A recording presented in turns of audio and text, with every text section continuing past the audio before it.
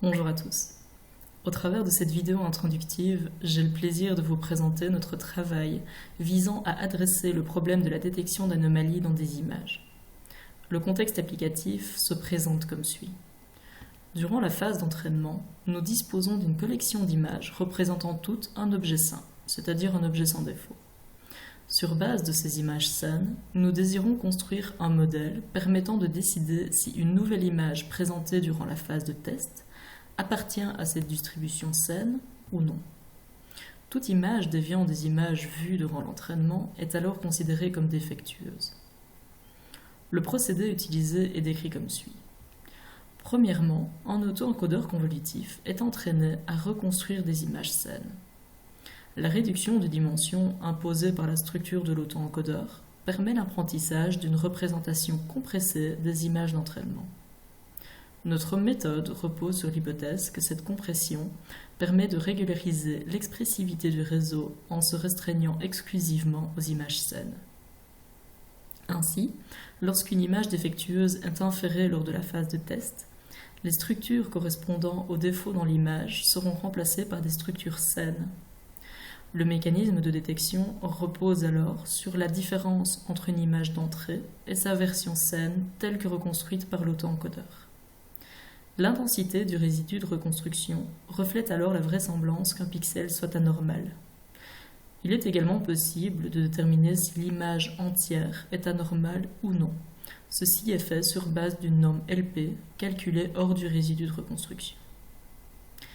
Afin d'améliorer la reconstruction, qui peut être relativement floue, nous proposons d'utiliser un auto-encodeur muni de skip connection. Leur capacité à court-circuiter la compression de l'information permet une reconstruction plus fidèle des structures saines de l'image. Néanmoins, sans précaution, le réseau converge rapidement vers l'opérateur identité, ce qui correspond à un résidu de reconstruction globalement nul. Afin d'éviter cet effet indésirable, nous proposons d'ajouter du bruit synthétique aux images d'entraînement. Nous proposons ici 4 modèles distincts. Un modèle de tâche, un modèle de griffe, de goutte et de bruit gaussien. Nous montrons que ces modèles ne sont pas équivalents. Un bruit gaussien mène à une reconstruction globalement floue de l'image. Cet effet est très marqué sur les images représentant une texture. Parmi les 3 modèles restants, nous observons que le modèle de tâche mène au résidu de reconstruction le plus similaire au masque de segmentation du défaut. Ceci, même si le défaut a l'apparence d'une griffe, comme sur le premier exemple. Nous confirmons également qu'un auto-encodeur avec skip connection entraîné sans corruption tend vers l'opérateur identité. Une analyse qualitative permet de caractériser les reconstructions ainsi obtenues, à la fois en fonction de l'architecture de l'auto-encodeur et de l'utilisation ou non de corruption durant l'entraînement.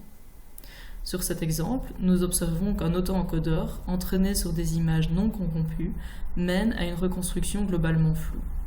Les structures saines et défectueuses sont difficilement distinguables sur base du résidu.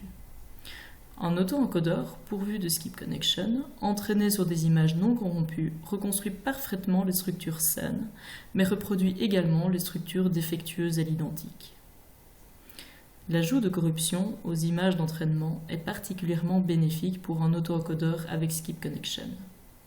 Cette modification tire avantage de la capacité de ce modèle à reconstruire parfaitement les structures saines, mais permet en même temps la modification des structures défectueuses.